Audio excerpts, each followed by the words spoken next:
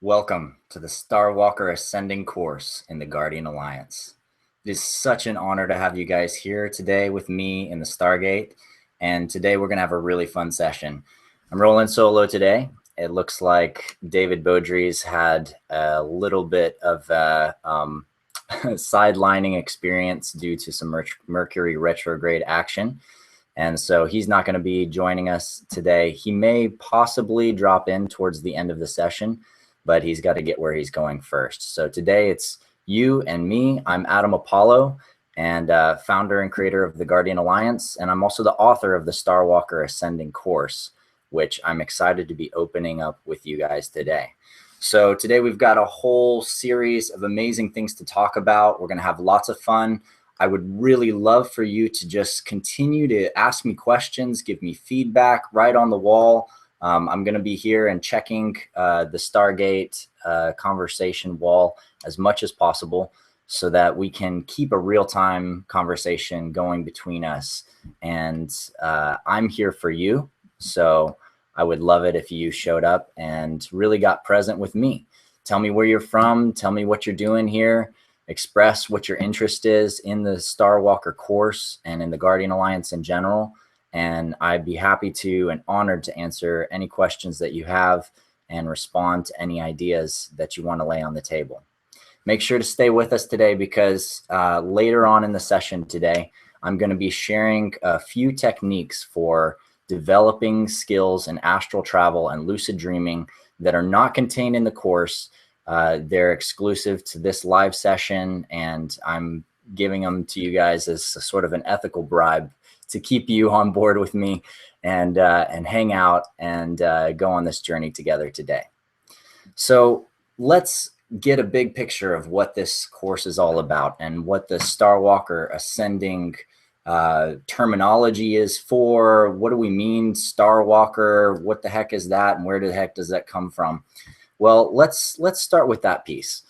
You know, as I was really considering the structure and the format of the different archetypes for the Guardian Alliance, I spent, years reflecting on the different archetypes of being that I saw around me that were enabling different people to really step into their purpose, engage their deepest path, and share their most beautiful gifts with the world. Well, some of the archetypes are easy to pin. You look at the warrior and he's a warrior. You look at the wizard and he's a wizard. But other archetypes like the weaver and the starwalker, they're a little bit more challenging to place a specific term upon. And so I looked back in history and I explored lots of different approaches to these archetypes. And in the Starwalker in particular, there's shamans and there's planeswalkers and there's witches and healers. And, there's a variety of different terms that have been used to describe people who are capable of traveling through the realms, seeing things that aren't necessarily local to everyone else's experience, going on vision quests and attaining keys of knowledge and bringing those back down to help a tribe or a community evolve. And a lot of these characters throughout history from tribes and groups all over the world share some things in common. And one of the things that they share in common is that they tend to have a very rich understanding of our connection with the stars. And that means not only understanding the meaning of the stars and the constellations, but also the cycles of the stars. Most of them have different astrological wisdom arts that were carried and passed on from Starwalker to Starwalker over the ages. And the other aspect that is essential is that most of them carry stories, wisdom, and secret knowledge about the origin of the tribes or the communities. And for many tribes around the world, many ancient cultures, we see that there are origin stories connected with specific stars in the sky, and in particular, specific star nations. When I was working with the Lakota people and I organized a couple prayer runs for world peace many years ago, it took me a long time getting fully connected with them and working with them and doing sweat lodges and smoking the White Buffalo peace pipe with Orville Looking Horse and doing the prayer run with these kids from all over the world before, some of the elders felt comfortable really telling me what their origin stories are.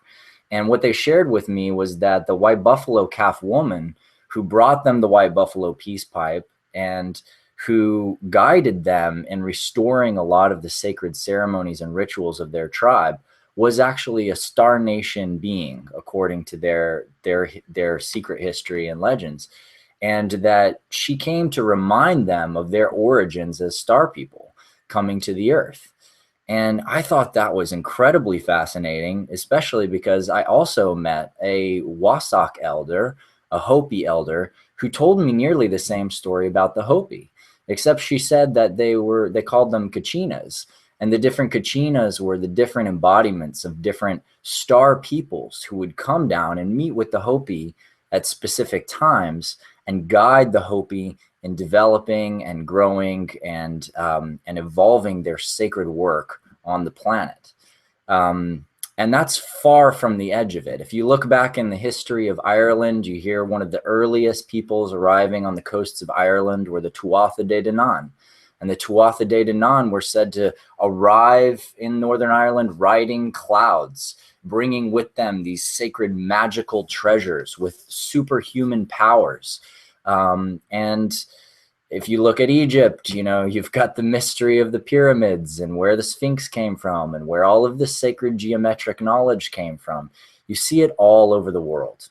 And for myself personally, a lot of my earliest experiences in developing lucid dreaming and astral travel techniques were still here on this planet. And I explored the past, I explored myself, I explored other lifetimes, I explored many places on this earth that I've never been physically. But then after some time, I had a different kind of series of experiences in which I could say that I made contact with some other life forms from other places around the universe. And when that happened, I realized that the skill and the technique of being able to travel with my consciousness and being able to see the big picture of what's going on this planet from an ascended perspective is something that someone who walks between the stars is really built for and made to do. And I realized that the astral travel and the lucid dreaming techniques I had developed were really keys for me to build a relationship across the stars with other species that may be out there. Now, we'll get into, other extraterrestrial species and the issues around that some in this course, but we're going to dive into it in a lot more depth in future courses of the Guardian Alliance. There's only so much groundwork and ground setting that we can do in each of the courses that we have created here for you guys today in this Mastery Ring 1 series. So in this course, what we're really focused on is getting to know the faculties and the fundamental skills that can enable you to have very successful experiences traveling with your mind and your consciousness and grounding those experiences, anchoring them, understanding them fully and deeply, and developing the skill to translate what you've experienced to other people in a way so that you're not crazy and you don't seem crazy, and you can create validation with other people in your community. And eventually you'll develop the skills to actually communicate what you're experiencing to such an extent that you could present it in a scientific or an academic symposium and be heard, acknowledged, and recognized for your work. So that's a big part of what we're doing here is we're creating a community of empowered individuals who have the knowledge and wisdom to see beyond the edges of what the mainstream cultural, academic, and scientific societies say are the limits of reality, and communicate about those next level visions and bring them out into the world. So thank you so much for being here with me today. I'm going to check on the wall here. It looks like we've got a lot of comments coming in. Hello from Berlin, Germany, Mantulan Islands. Yes, California, rainless. So sad. I know. It looks like it's going to rain today. I'm hoping it will. Poland, Norway, zooming in. Yes. Aloha, Nico. Aloha, Redwood City. James, Chief Overlooking Horse, guided your path, Boo. That's wonderful. And Arthur activated his third eye using several techniques and also took DMT. Very powerful experience. And I will speak about DMT for a second, Arthur. First of all, as a teacher and as someone who's building a learning community here together, I have to tell you from my own personal experience that there are multiple ways to discover new worlds inside of ourselves. And anything that you could do using a psychedelic, you can also do without it. However, there are many people, and there are many of us who have been so blocked and so programmed by the existing infrastructure or mental construct of society that sometimes it helps. And there's a reason why many of the indigenous cultures call different psychedelics medicines. And when they are used in a sacred and very appropriate container, they can be a very powerful medicine. Now, when it comes to DMT, there are two kinds of DMT. One of those kinds is called NN-DMT, and NN-DMT is a psychedelic substance that tends to put you on a rocket ship ride for about 4 or 5 minutes into the realm of the machine elves and the constructs of reality, blasts you out there and brings you back. It's somewhat dangerous to take. It should always be taken with supervision or with a group of other people. I've heard a variety of experiences that people have had on that medicine, some that are amazing and mind-blowing and others that are very freaky and dark. There's another kind of DMT, and it's called 5-MeO-DMT.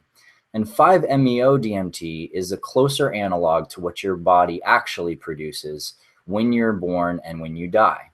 And 5-MeO-DMT is produced by a series of plants as well, Varola theodora for one, which is a specific type of nutmeg. And the name of that plant actually means gift of God. So whoever named that plant in Latin obviously had some concept of its power and potency. And I can tell you that every single person I know that has ever taken that medicine has had a direct experience of literally meeting the divine in themselves, meeting God, and having whatever ego, whatever issues, whatever darkness, whatever evil pierced through directly, gone straight to the source of all that is, and fundamentally, I'd say, rearranged their concept of separation from everything and come into a higher state of being. And I can validate that from my personal experience. Again, it's not my role to condone or suggest that anybody here do any kind of psychedelic drugs. However, I do think that in certain cases, certain individuals can benefit greatly from use of certain types of medicines. Yeah, so let's cover a little bit more about what's going on inside this course. So one of the first things that we're really going to get into is exploring the human energy field. The human energy field is something that we talk about throughout all of the Guardian Alliance courses. And in fact, it's actually one of the fundamental anchors of knowledge, awareness, and teaching that form the basis for all of the techniques and approaches that we take to self-mastery, self-development, and applying ourselves in doing greater work in the world. And, part of the reason for that is that it is the fundamental thing that's necessary for us to become aware of, for us to actually break through a lot of the major limitations in consciousness that currently exist in the mainstream consciousness on the planet right now. And there's reasons why that level of consciousness and the consciousness of our human energy bodies haven't fully integrated into that mainstream scientific cultural context. And we deal with a lot of those reasons inside the course, some of which include that, as we developed our scientific techniques and we developed different instrumentation to measure different phenomena, including phenomena of the human energy field, one of the things is that we've been able to measure it under certain conditions and certain states, but a lot of the fundamental layers of it, and I would say the actual like direct read of someone moving energy around consciously with their mind or around their body or changing the direction of chakras rotation or whatever, has not been able to be detected outside of electromagnetism, which, as we know, everything has electromagnetism, everything is electromagnetic, and everything is vibrating. So there's a lot of extra noise going on that's limited our ability to directly measure things at that level. The other possibility is that these fluctuations that we're talking about in the human energy field, the vibrations and whirlpools of the chakras, the channeling of the energy that's moving through the meridians, and the extensions of each of the 7 layers of the energy field, as Barbara Ann Brennan, an astrophysicist, prior NASA astrophysicist, measured, who founded an amazing school of healing, and we cover her work in the course. And that maybe these layers of vibration, these layers of frequency and fluctuation are actually occurring at such a small scale. They're occurring at literally the level of the space-time fabric itself, which would be particularly interesting because the level of the fabric of space-time itself is what Einstein called the ether, and is one of the fundamental layers of reality that's been kind of missing from science for the past 100 years, since the time when Einstein said you don't need an ether, you just need special relativity. And then he went back on his word a few years later, as we talk about in the Wizard course, and published general relativity and said, actually, you can't have arising fundamental forces, gravity, and etc. without an ether. And what he was talking about is something that many other scientists have talked about for a long time. It's the fundamental quantum vacuum. It's the field of fluctuation from which everything arises. There is no empty space. There is only a lattice of energy. And this lattice of energy, has vibration. It's got highs and lows. So you could call something like when a vibration goes high, you could call the low space empty, but it's a temporal emptiness, as all emptiness is temporal in some state, because just like in yin and yang, whenever a chalice is empty, it can be filled or it will be filled. Whenever something completely drains itself out, it becomes a receiver and fills itself up with energy. Just as when something becomes totally full, so will it eventually become empty. And these are fundamental principles of yin and yang, and they rule the universe.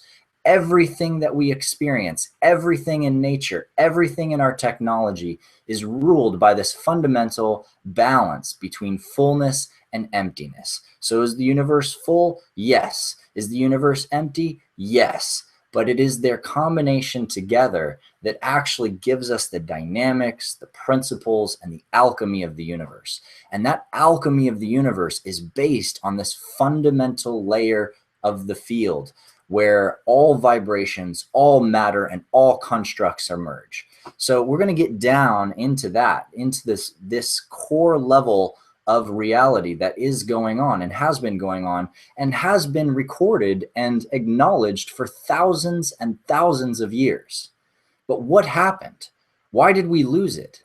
Well, one of the things that we address is that a lot of the reason why this kind of knowledge and information isn't widespread and isn't a major part of our study in a lot of the mainstream scientific community is because of a residual fear of the occult. It's a fear of the unknown, a fear of magic, a fear of witchcraft, a fear of evil. For hundreds and hundreds of years, one of the largest massacres that has ever happened on this planet happened right in the face of everybody, right in the middle of communities, where an individual who had healing abilities, the knowledge of specific plant medicines, who was carrying the knowledge and the magic passed down generation to generation of the truth of energy, its capacity to change and heal the body, and our capacity to work with energy, to communicate with the fabric of space-time, and actually make changes through that communication. These people were named witches. And witches and witchcraft is actually originally a term for healing craft. It's a term that refers to Wiccans, as we call them now, but really the roots are all the way back in Druidism and a variety of other old earth religions.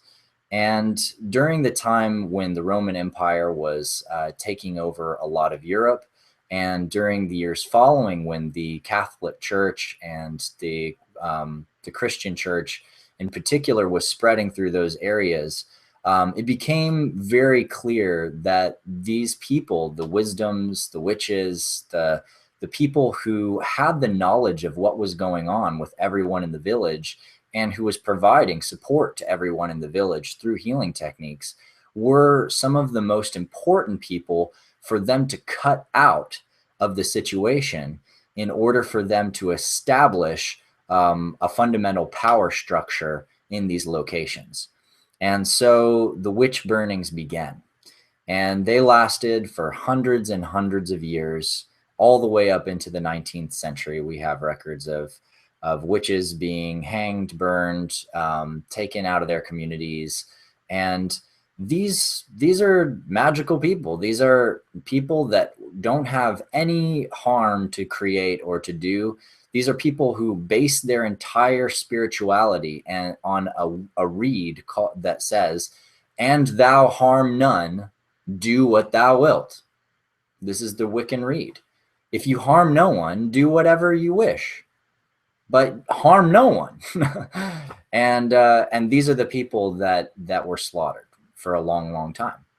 And so in the aftermath of that, in the wake of that, there is massive amounts of trauma and fear. Imagine for a moment, just consider the possibility that, let's say there's a being who was burned as a witch, and let's say, for example, they go to heaven and after a while decide to be born again into a body. So they get sucked through the incarnation vortex, drop into another body, and now as they're growing up, they suddenly realize they have all this magical skill and ability. They suddenly realize that there's this awareness about the world that most people don't have. Why isn't it there? How come people aren't sharing about this? How come other people can't hear the wind and understand that there's a storm coming, you know? And why do I have these abilities? And then as they begin to develop this and they start seeing how adverse the rest of the academic and the educational establishment is from this level of knowledge, they become very scared. The fear of their own death, the fear of being taken and burned at the stake again, is still viscerally there in the karmic field of this individual.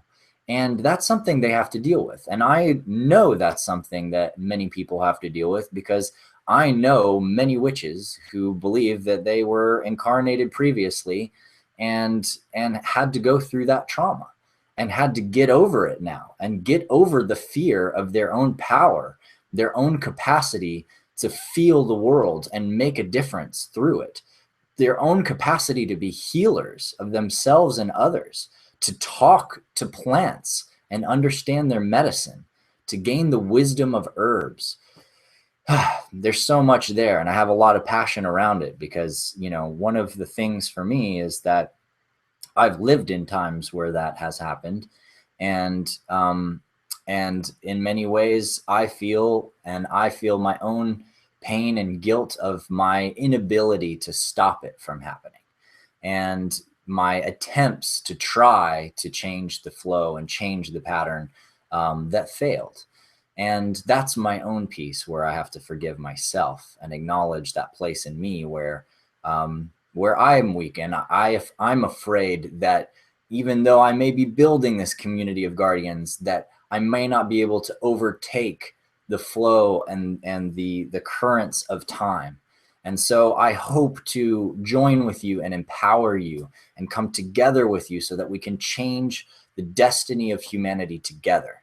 Because I truly believe that we have the power to do that. And that's why I'm here. And that's why we're making these courses happen. Okay, so fear of the occult. That's a lot of the reason why the study of energy and the work of exploring the magic of the human energy field has been kept out.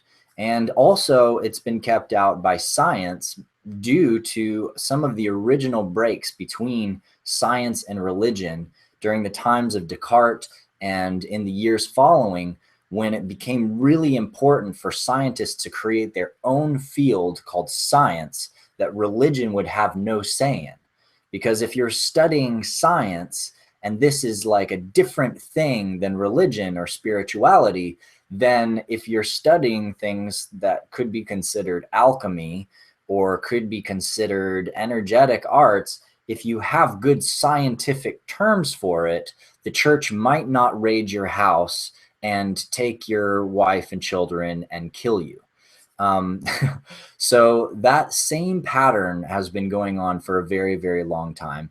And we have a lot of work to do to break through the fear of the occult that's happened now, and the belief that things like energy work and magic, communication with spirits, and the traveling of the realms, and going into the celestial heavens and communicating with angels and coming back down to earth. Yeah, those things are not evil. Those things are not bad. Those things are part of our innate capacities as living conscious beings. And they're absolutely our right to know how to do these things and to practice this work and grow and evolve ourselves through it, developing our spirituality. Yes. All right, so I'll take a break for a second and check on the board here and see what's up. Yes, I love magic too. Nico, ayahuasca in Peru, powerful journey, I'm sure. Yes, Aluna, advanced lucid dreaming techniques. Thank you. Yes, I wanted to get into lucid dreaming techniques more in this first course. But unfortunately, we were not able to dive in, and I was not able to fully unpack a lot of things around lucid dreaming. But fortunately, there is someone working very hard on excellent course around lucid dreaming right now, and I'm going to collaborate with them on completing that course, and hopefully we'll have that one ready to go in the next couple months. And in the meantime, I'm happy to actually during this session share a few insights about lucid dreaming, and I'll do so when I talk a little bit more about astral travel here in a minute. One of the most things I'm most curious about is discerning the difference between aspects of self, thought forms, archetypes, belief systems, and the other. Can you speak on this, and how do you reconcile these lucid encounters? Yeah, so, discerning the self and the other is actually one of the most crucial and challenging things about developing higher level perception and higher sensory perception. The more you immerse yourself in the consciousness of energy and you experience yourself as being interconnected with the trees, with the grass, with other people, with other locations far away in the world or far away in space-time, the more we actually feel and sense our interconnectedness with all things. And so the differentiation between ourselves and others gets a little bit less clear. Now, this becomes something that's very valuable to look at and is actually a beautiful part of our spiritual journey and our spiritual experience. But we need a kind of context to understand it and to actually presence the pieces in the right place so that it doesn't get so confusing. So one of the ways we can do this is we can look at the astral realm. Let's look at the astral realm. Let's look at the thought forms that we create. And the astral realm, by the way, is the third layer of the energy body. And I associate it directly with the mental body because every expression and teaching of the astral realm and of astral travel for thousands of years all directly map up exactly with everything that's taught about the mental layer of the energy field, the mental body, the mental realm. And so I realized that these things are actually the same. It's just some systems have separated out. This is the astral self, this is the mental self. But I realized that the astral and the mental are actually the same thing. The same thing with the emotional and the etheric layers of the energy field. Those are also the same thing. And I map some of these in this course for you guys, and I take you through each of the realms and give you the best translation of them I have from the research I've done over the past 20 years, and also my personal exploration and spiritual development on these different levels. So I hope you enjoy that. So let's look at the astral realm.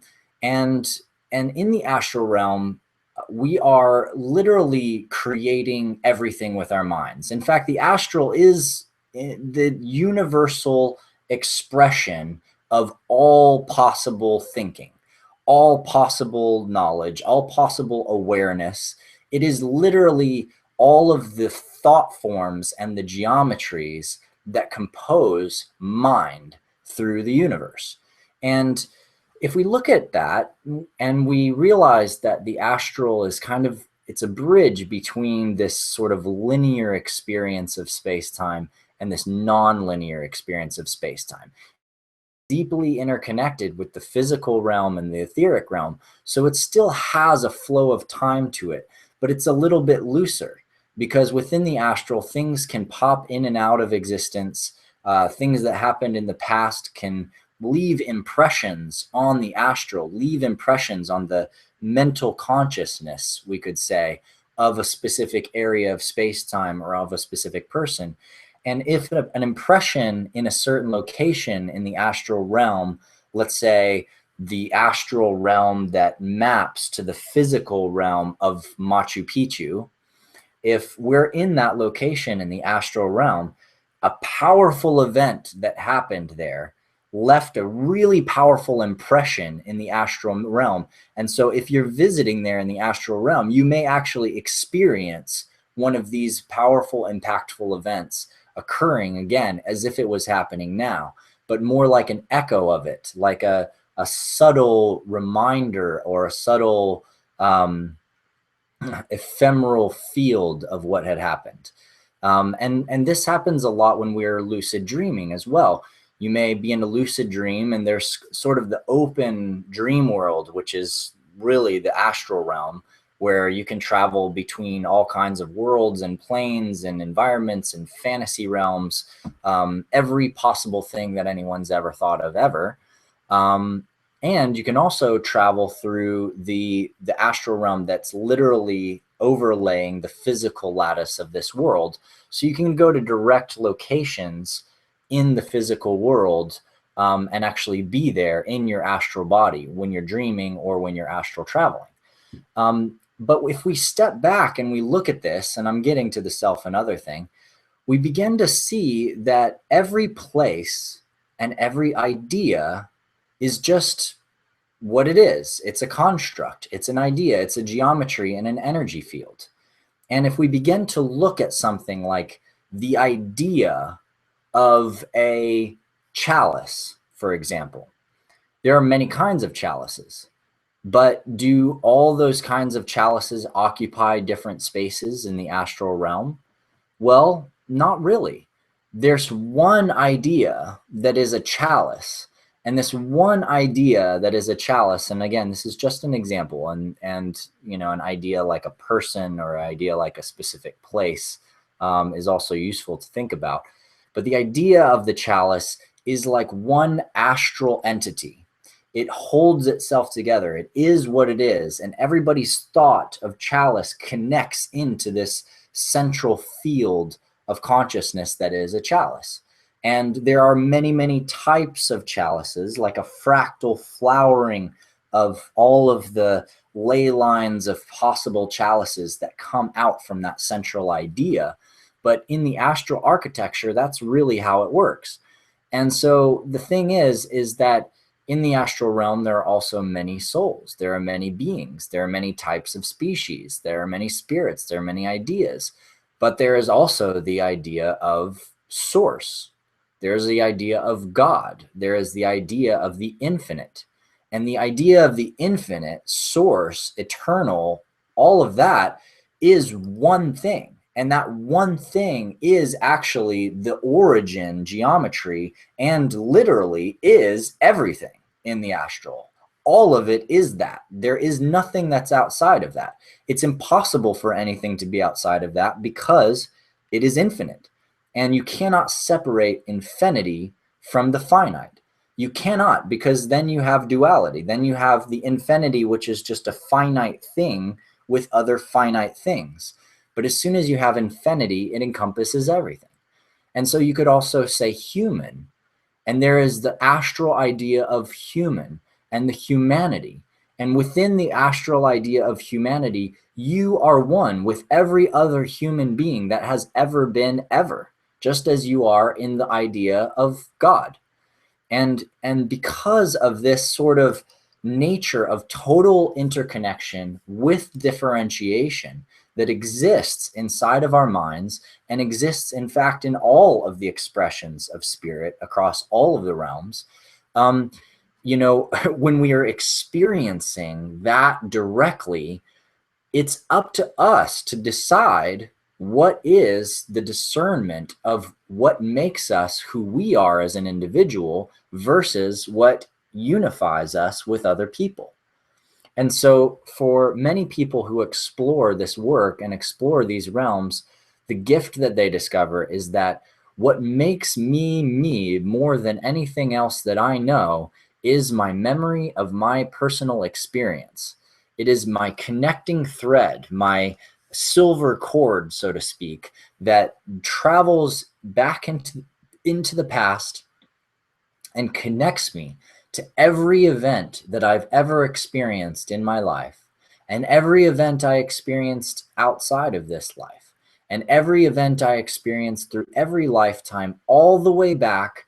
And then eventually that cord reconnects into the point where I don't know my origin, and my unknown mysterious origin is basically merged with the infinite eternal all that is.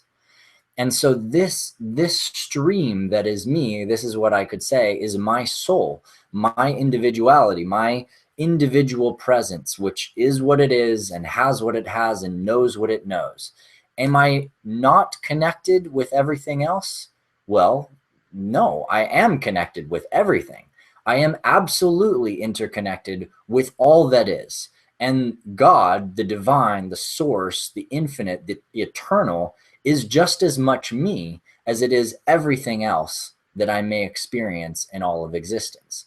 And in fact, the only way that I can truly experience that infinite or that eternal is through myself, because I am the only thing that I know experiencing. Okay, just let that sink in for a second.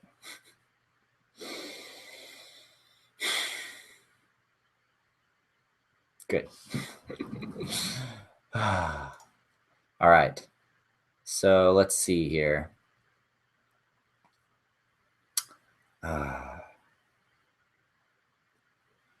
Boo asks a question. Would you say that if one has a fear of their own power, that it would be helpful in breaking through this to examine a past life in some way? Yes, going back to the witch's experience, absolutely essential to reclaim your power, and absolutely essential for us to come into greater presence and awareness with who we are, what we're here to do in the world. And you know what? You are a free being. You are a divine being. You have the gift to do anything you want, anything you could possibly imagine, and it's up to you to claim that. If you don't claim that, nobody's going to claim that for you. Nobody's going to tell you you can do anything. Yeah, well, except for me. But, you know, but you have to decide that. You have to decide that. You have to acknowledge that. It is your gift. It is your gift. It's part of who you are. You have to claim it. You have to acknowledge it. And through doing so, you know, your life will change. All right, so we have about 15 minutes left. It looks like we've had a couple people lose signal a little bit, and I'm really sorry about that. Sometimes people have a little bit of internet lack. I've got really good signal today and good internet today, so hopefully the video will record well and you guys will get to receive this transmission. And if not, you'll have the benefit of exploring the course here, which will be opening up here shortly. I'm probably going to wrap up just a little bit before 3 if possible, just so I can go ahead and unlock all of the spaces in the course for you guys, since I'm rolling solo here today. And I'm excited to be doing that and to be sharing that with you. And I'm going to use the little bit of time we have left to talk about a couple things. And the first thing that I'd like to discuss is a little bit more about astral travel and share a little technique with you guys that actually was one of the most powerful techniques for developing the ability to travel with my mind that I ever encountered anywhere. And I've never seen it anywhere else except for in this one book that I found just by a total miraculous circumstance when I was in college. So astral travel is a beautiful experience which involves traveling with our minds to other locations using our astral faculties. Now, while, you know, many people throughout modern history especially have said, oh, astral travel is really difficult. You got to peel your whole astral body out of your body and, you know, get yourself completely out of your physical consciousness. And then, you know, and then you can travel, but you got to stay connected with your silver cord, because if that breaks, you're totally screwed, et cetera, et cetera. And you need a master to do this. Well, I'm here as a master to teach you right now that it's a hell of a lot easier than anybody has ever told you in the past. You are always in your astral body. You're always using it. Anytime you use your mind and you project outside of your body with your thoughts, which means imagining yourself from above, imagining yourself from across the room, imagining yourself from outside, zooming up and imagining the earth, all of that imagining is using your astral faculties. Now, through our imagination, we see lots of things. We can put lots of things there, and not all of those things are in the proper context. Of course, it doesn't mean they're not real. They're just not in the proper context. And we deal with that inside the course. How to discern and how to work with our imagination and actually really see what is in the proper context. And so a lot of the work in developing our astral capacities and developing the capacity to do remote viewing is developed through actually learning how to see and associate what is properly in context in a specific location. What is really there? And if you can ask yourself what is really there and develop some techniques to seeing and sensing what's really there, then you're definitely on your way to become a very proficient astral traveler and lucid dreamer. So the technique that I used, you know, and during this time period in college, I began having a lot of lucid dreams. I was having shared dreams with another person a lot at that time, a woman who I encountered, and initially I was dating her roommate, and I started having shared dreams with her of other lifetimes, in which we had been together or we had been family with each other. And we had so many of these experiences it was really, really intense. And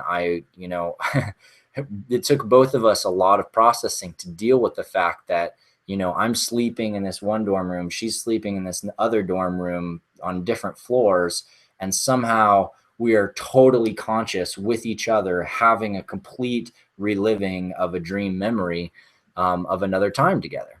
And I started really getting interested in exploring the dream realm and exploring the astral realm. And I came across this book, and somehow it just manifested in my life. And I I think I found it actually in this series of books at this place called Core that I was doing these underground events and community events at.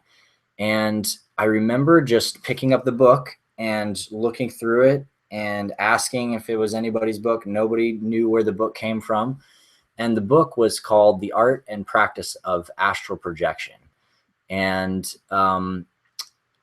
the author's name of the book was just Ophiel. That's it. No real name, no address, no other information. And is a very small book. And the technique that they describe, that Ophiel describes in this book, is very simple. And he says basically what you need to do is develop your physical senses in the astral. And doing this technique has been absolutely transformative for me. So it's not just about seeing something with your mind in another location. Seeing is just one of your sensorial faculties. It's about seeing and hearing and smelling and tasting and touching. It's about using the vehicle of our physical senses and linking those physical senses with our astral bodies. Now, if we do this proficiently, if we begin to practice and develop this, then what happens is we gain all the benefits of the other senses through our remote viewing and our astral experience. And as I learned, it also becomes possible to experience something fully with your astral body in another location or on another plane, while also maintaining full presence in your physical body in right here. And that is really the powerful skill that I want to teach you and I want to show you. And so the technique I use to develop this is, what I would do is I would place a playing card, like a two of spades or a ace of diamonds. I would place these playing cards in different locations throughout the campus at University of North Carolina in Asheville, where I went to school initially.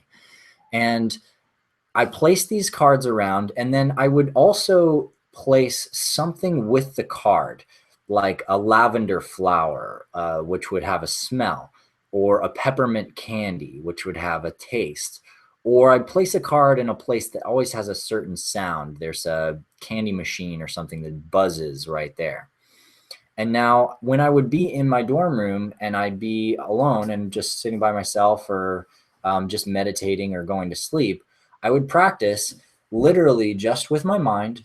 I would imagine getting up out of bed, walking over to the door, opening the door, and then I'd walk down the hall, not just, at first it's good to slow down, use your body, use your senses, develop your awareness. Don't just blitz everywhere with your mind, because you can, but slow it down. Presence yourself in your mind that's traveling. Anchor it with your etheric body and your physical body. Go to the elevator, go down the elevator, go onto the other floor, or go to the stairwell, go down the stairwell, and then find the card, one of the cards, the playing cards that you witnessed, and now look at the card. See it for what it is. Remember the card that you placed in that location. See how it's attached. See whatever you placed with it. Smell the lavender flower. Taste the peppermint in your mouth. Listen to the sound of the soda machine groaning. As you do this, each of your senses help bring you into more full and complete presence in that space where your mind is projected. that deepening of presence allows you to enrich your experience. Now, what I learned to do over time is, let's say I want to go outside and project out and feel that tree. So what I'll do is I will literally just blip myself outside first and then over to the tree, and I'm at the tree. And now I literally use my body and reach out my hand. And now I feel the texture of the bark of the tree. And I let my physical body be an antenna for the energy field of the tree. So I can actually feel the texture of the bark. I can feel where there's little knots and knobs. You can tell there's little mossy, like, and little bugs right there. Yep. And feel using my physical senses. It also has helped me in astral travel as I've developed proficiency with it, to learn that it's okay to move my body around. So if I want to look around, I might move my head around, look up, look down. Doing these things with my physical body enhances the visceral sensation in my body, and thus the visceral transmission of the information that I'm receiving from a remote location. And that helps me to discern more of what is sensorially accurate and in context in that location and what is not. And it's always important for you to ask certain questions like, is this happening right now? Is this what this looks like right now? Am I seeing what is here right now? Because in the astral, again, time is a little bit fluid. So sometimes you might see something that was there before. You might ask what was here at this time, specifically on this day in this time zone. That's something that you can also access with your mind. And also remember that people are the ones that hold awareness of different spaces and different wisdom and different knowledge about different spaces. So if you're going to, be traveling to, let's say, a sacred site that belongs to an indigenous culture or a group of people or a specific tribe, you may want to connect with them when you arrive and honor the spirits that are there, honor the beings that are there, honor those that are guardians of that space. Because if you connect with them and you honor them and you show up, their consciousness will help to inform you and enrich your experience. And now you can apply this same work to lucid dreaming. And in the practice of initially developing your lucid dreaming capacities, what you want to do is you want to do physical actions throughout the day, little things, little checks in which you look at something, you pick something up, you look at a clock, you take a moment and you say, is this real? Am I dreaming? How would I know if I was dreaming right now? And give yourself different tests. How would I know if I was dreaming? Turn the light on, turn the light off. How would I know if I was dreaming? Am I dreaming? Is this a dream? And what happens over time is you create a series of linkages with those questions that you have about dreaming. And eventually you're in a dream, you start asking those questions, and all of a sudden you realize that you are in fact dreaming. And it's okay if you accidentally wake yourself up when this happens, because that will happen some of the time. But the practice, again, using the techniques we just explored, is try to get into the feeling of it. Get into the dream that you're in. Don't go out of it. Don't just like, I need to change everything now that I'm lucid dreaming. No, get into the dream that you're in. Why are you where you're at? What is the construct that you've made or are experiencing right now? What do you want to do here? What do you want to feel? What do you want to taste? What do you want to touch? That's the stuff that's valuable. That's the stuff that's going to enrich your astral experience. And that's the stuff that's going to enrich your power in dreaming. Okay, so we're at time. So I'm so excited for you guys to explore this course. I'm going to open it up in just a minute and unlock the pages. So be patient. If you're clicking right now from the My Courses page, it may not let you in quite yet, but I'll do that in just a second. And what we're going to cover in this course is really a deep exploration of all of the fundamental reflections and aspects of how do we sort this stuff out? How do we sort out our consciousness of what's real and what's not? How do we work out what's imagination in context and out of context? And develop some of the tools we need so that we can be starwalkers that are anchored in ourselves and in the planet that we're traveling on, or whichever planet we travel to, so that we have the faculties to receive, transmit, explore, and translate information to other people in a very proficient way. So I'll take one more minute here and I'll just take a look at the comments, see if there's anything else. Welcome, Solace from Shelburne Falls. Yay, Unifier Festival. Can you explain, this is from Grace, can you explain how all these silver corded souls acting together as guardians will use astral travel or lucid dreaming to change the collective conscience of humanity? Well, Grace, with a name like that, I trust that a part of you already knows. It's going to take grace. It's going to take a gift. It's going to take really the relinquishing of the fear of being who we truly are and expressing the reality of our experiences across many realms and helping people to understand those experiences, to build a bridge with the skeptics, to build a bridge with the sciences and the academics. It is essential for us to learn how to build that bridge in communication and expression of who we are, and also to stand together as a unified whole, not as crazy individuals off in their own world, whoever's, but as a unified whole for the good of the world, with the principles necessary to create the world that we need, the world that we want, the world that we can and will have if we are dedicated to this great spiritual work that we are here to do together. We can do it. And I'm here as your servant and your ally and your friend, and so are the other guides and faculty that are part of the Guardian Alliance.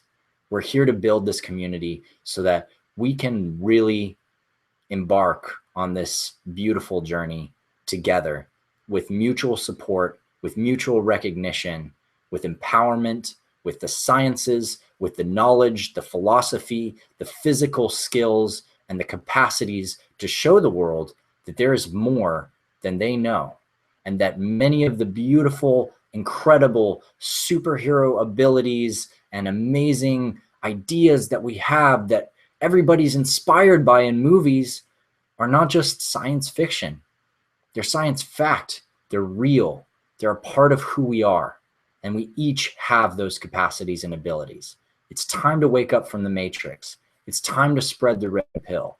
It's time for us to all snap out of it and realize it doesn't matter what the media says. It doesn't matter what the mainstream so-called belief system is. We are enough. Each of us has the capacity to make a powerful difference in this world. And we must build an alliance, connect with our allies, and create a better world together. Thank you for being here. Honored to have all of you. Thanks for your patience and for listening to me so gracefully as I have downloaded and gone off for the past hour. I hope you enjoy, and welcome to the Starwalker Ascending course. I hope you guys have a great time in the course. Please feel free to post any questions or comments you have here in the Stargate under the Gates menu. And for those of you who may see this that may not be a part of this course yet, I hope you join us. We're going to have a great time. Thanks so much. I look forward to seeing you guys again for the closing session coming up soon. Aloha, blessed be, in Lakesh, Wopila.